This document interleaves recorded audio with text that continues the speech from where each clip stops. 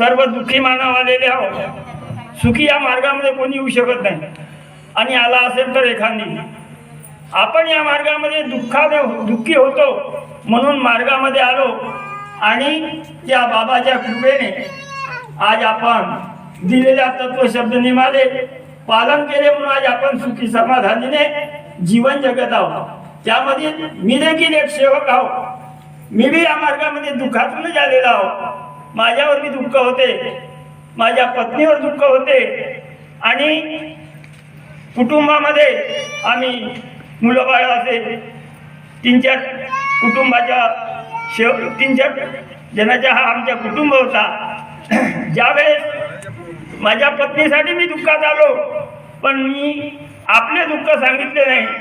माझ्या पत्नीला 3 दिवसाच्या कार्यामध्ये तिला आराम मिळाला, पण चूक एक की मी माझे दुःख होते, मला स्वप्नदोष होत होता।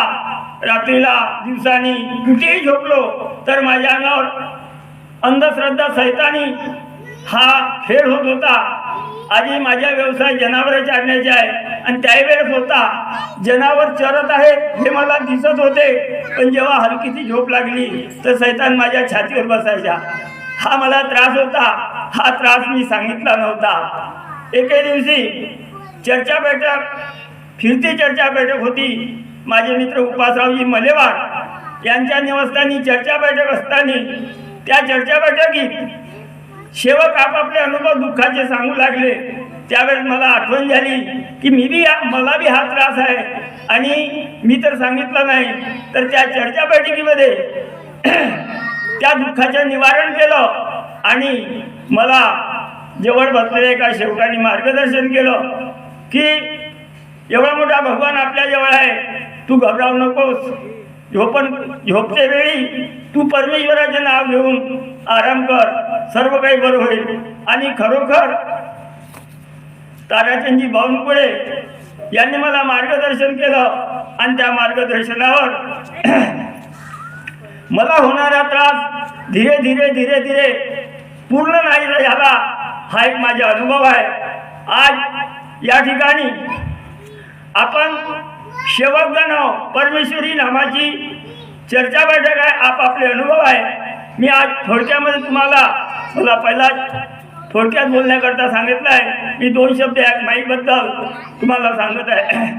या ठिकाणी हा माईक लावलेला आहे, कोंगे लावले, यांचे महत्त्व काय। आज आपण या मार्गाचे सेवक आहोत, या मार्गात सुखी आहोत, समाधानी आहोत। तरी पण गावात आणखीन कुठे सेवक मानव हा दुःखाने घोळबळत आहे। तर हा माईक, हे पोंगे त्या दुःखिताच्या कानापर्यंत या परमेश्वराचा अनुभव, या मार्गाची रूपरेषा त्यांच्या कानापर्यंत जायला पाहिजे आणि तो दुःखी आपल्या खातेवर जागृत व्हायला पाहिजे।